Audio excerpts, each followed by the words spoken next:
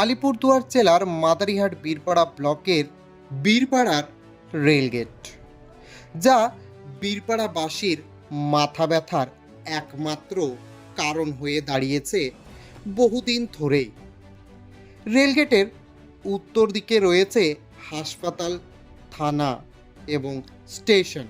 তা পারাপার হতে গিয়ে রেলগেট হওয়ার কারণেই রেল চলাচলের ফলে বহু মানুষ আটকে যায় ঘন্টার পর ঘন্টা।